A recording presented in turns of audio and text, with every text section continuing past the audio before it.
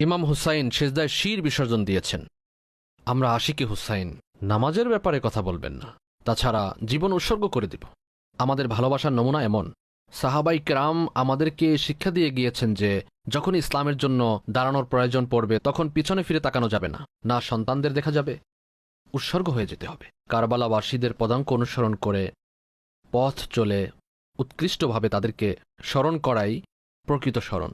অনেকে ঢোল বাজিয়ে স্মরণ করে, উশৃঙ্খল ও বিশৃঙ্খলা করে লাঠি ঘুরিয়ে স্মরণ করে, হাসি তামাশার পরিবেশ সৃষ্টি করছে।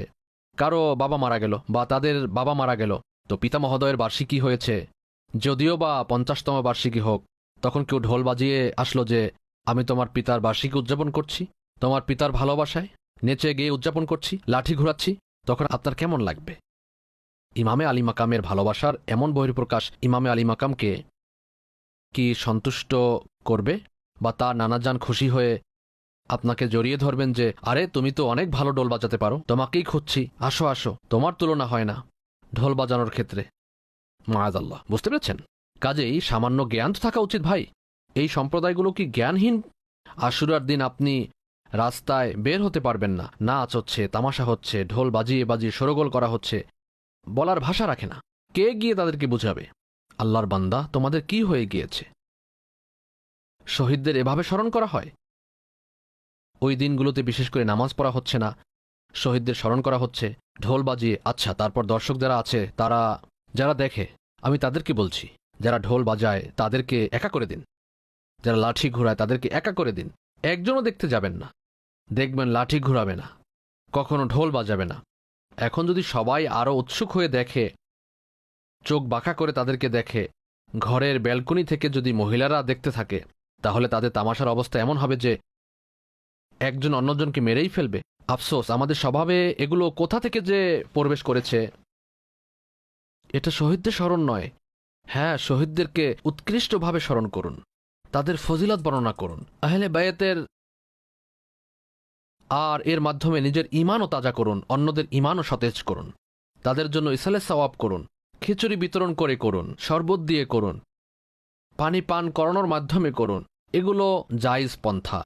কিন্তু পানি এমন জায়গায় বসে পান করান যেখানে সৎ অর্থাৎ নেক লোকেরা পান করবে।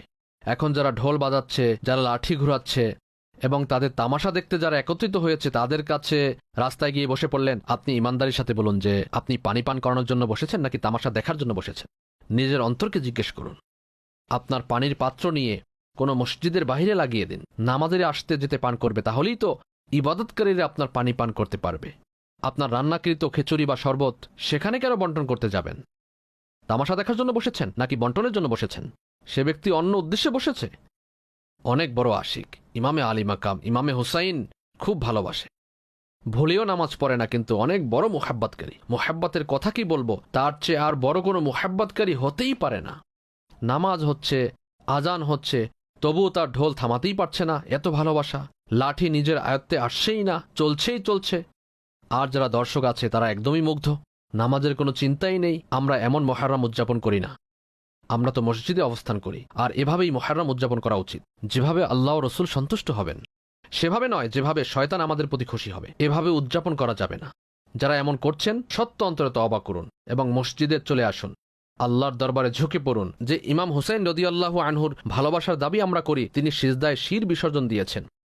চলো, আমাদেরকে কে আঘাত করবে? আমরা এমন সৌভাগ্য কোথায় পাব? কমপক্ষে আল্লাহর সন্তুষ্টির জন্য সিজদায় মাথা তো নত করি, 5 ওয়াক্ত নামাজ আদায় করি। আল্লাহ করুন অন্তরে যেন আমার কথা গেঁথে যায়।